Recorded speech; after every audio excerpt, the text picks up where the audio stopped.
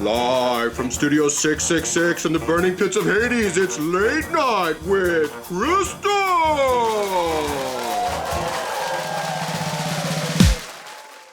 Good evening, everyone. I hope you are all doing well, and you out there in television land, we have an amazing show planned for you. Tonight's review centers around a horror film. Speaking of horror, there has been a lot happening in the world of horror. Blumhouse Productions has been huge, big, unfortunately for producing maybe not so stellar horror movies. I asked some of my ghost friends, why don't they haunt Blumhouse Productions? Turns out they're afraid of being typecast as an extra. Get it? Because they're ghosts. They make movies about ghosts. It's good, right? You know horror is huge when ghosts and specters are starting their own podcast. Oh yeah. Have you checked out Specters and Ghosts? It's amazing. Their interviews are to die. You got that one, didn't you? You got it too. Thanks. I heard recently that Jack Delroy invited the devil to his show. Yeah, it's not a joke. He told me in confidence that the reason he did it is because the devil brings hilarious jokes. Oh, that Jack, am I right? As I said before, we have an amazing show for you this evening. We are reviewing Late Night with the Devil. Are you excited? I'm excited. Stay tuned.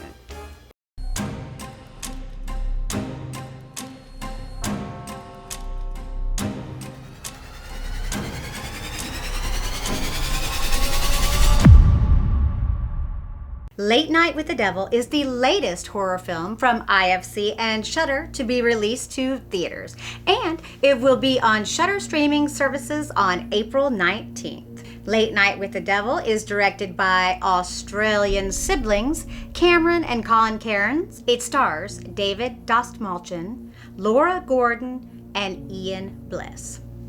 I'm going to keep this review as spoiler-free as possible. I will give a little information here and there, but I don't want to give anything that's going to ruin the film. Set on Halloween night in 1977. David plays Night Owl's talk show host, Jack Delroy. For his Halloween special, Jack has decided to bring on a psychic, a skeptic, and a parapsychologist, who also brings along a young girl who has a psychic infestation, aka possession. The evening starts off relatively mundane, as every other talk show does, and progressively works itself into a spookier and spookier and spookier Halloween evening. Jack's wife has passed away not too long before from lung cancer, even though she didn't smoke. Of course, that is possible, but unlikely. This is a Halloween film. Oh my gosh, yes, it is set on Halloween night. We have jack-o'-lanterns, we have costumes, we have the creepy, spooky, ooky wooky, and it's awesome. This is being called a found footage film, which it is, because a lot of the footage is found footage from the television show, which is shot in color in a 4:3 aspect. And when they go to commercial break, instead of actually seeing commercials, we see the widescreen, black and white, what is happening behind the scene, which is actually a really clever way to do it. The beginning of the film is set up like a documentary where we find out more about Jack Delroy and what has happened to him and his life. Pretty much the entire movie is set on a set and behind the set. That's where most of it takes place. There's very little that's outside of that. Jack is accused of having affiliation with the Grove, and it makes quite a bit of sense when you consider his show is called The Night Owls. Owls are a big, overwhelming theme throughout this, and it seems like from the very beginning he has always kind of been open to this sort of supernatural side of things, and seems to dislike the skeptic. Starting off with the obvious, the set design and costuming is beyond amazing on this. I truly felt like I was watching a 1970s talk show. David's hair, David's sideburns, the wardrobe, the whole feel of the cast truly feels like it's something that really did step right out of the 70s. The acting, is really what sells this film. David, I love that he's kind of playing a smarmy late night talk show host, but you can definitely see the care and the compassion and the pain behind his eyes, and it's really beautiful. It really does make you want to root for him and want the best for him. And then you see the parapsychologist and essentially her adopted daughter, Lily, who is the possessed one. Now, Lily has come from a satanic cult. She was the only one that made it out of there. And she is, obviously having a difficult time adjusting. She's very creepy, but also very sweet and endearing, but mainly creepy. Yeah. We do see video of the satanic cult that Lily came from, and it's pretty ridiculous. They have an Anton LaVey type dude, and the robes and everything. They actually named him Diablo. I keep wanting to say Diablo because, of course, devil. Diablo Rojo. Right here, y'all. Jack Delroy's sidekick is really, truly amazing in his role as well. He plays the lovable, funny, kind of poke fun, make fun of sidekick perfectly. The audience is even really well cast, and I love when we get to see them and see how they react to the situation. The production team, well, both production teams were awesome, but the production team on screen is wonderful. It's an interesting thing because in films like this, you typically and traditionally have a character who is just so over the top, obnoxious, and mean. And I guess maybe you could put that on the skeptic because he is kind of a jerk. But even still, someone on the show, acting like a diva. I feel like the characters were really well written because no one is that over the top. And I think that's a good thing.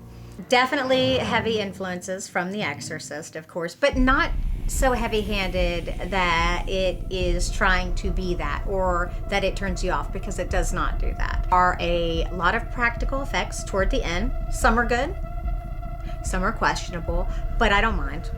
It fit this film. The whole feel of this film feels very well thought out and put together. It feels like it should. Also, any film that has a theremin in it has my vote for a great flick because I want a theremin so bad. I think you can build them. I'm not very good at building things, but I would try. Have you watched YouTubers play the theremin? They're so awesome. I'm sure you've seen from the trailer, there's a hypnotism scene, and that's probably one of my favorite scenes throughout the film. It's done very well, and the skeptic, I really did hate him. I really disliked him, and you're supposed to dislike him. It's obvious. You're definitely supposed to dislike him. But as it goes along, I did kind of start to like him and start to enjoy him. And by the time we get to a hypnotist scene, I was like, yeah, that's pretty cool. And then he gave me the absolute biggest laugh in the entire film. Yes, this film is a horror comedy. This film is hilarious. I laughed out loud multiple times. Probably inappropriately so, but it was very funny at points. There is a spot with a check, and I died. I couldn't handle it. It was the funniest. I don't have very many negative things to say about this film, really, except for maybe some of the practical effects could have been better. But considering budget, I'm just thrilled that they used practical effects. And honestly, because of the way that they're used in the film, they don't have to be great. I definitely look forward to seeing more work from David. I've enjoyed pretty much everything he's been in up till now, and still this. And I really will be interested to see what these two siblings put out next, because they did a fantastic job with this film. If you have Shudder, you can watch it on April 19th, and I definitely suggest checking it out. I think that it is a fun, solid watch. Are you planning on seeing Late Night with the Devil? Do you like found footage horror films? Let me know in the comments below. And as always, I really do hope that you have the most amazing day, my spooky darlings. I would like to say thank you so very, very, very much to all of my Patreon members. I really appreciate the support and the love and helping me to keep going with this channel. Chris Mizzictino, Jimmy Horror, Janie McLaren, Jose Reyes, Phil Smith, Jim Kemmerling, and Deal Demon. She calls it Mr. Wriggles because she says it like wriggles its way in and wriggles its way out. Wriggles, but you would think it's wiggles, but wriggles, wriggles. Gosh. This film, The Check at the end, classic. Chef's kiss. It forces you on this ride, and no, you don't want to get off, but you also feel like you're just watching a train wreck. But there's not someone driving, which is a wonderful word, actually. Better than bippity boppity boo. Is it bippity? Bippity boppity, bippity boppity, bippity boppity boo. I don't know, I don't remember.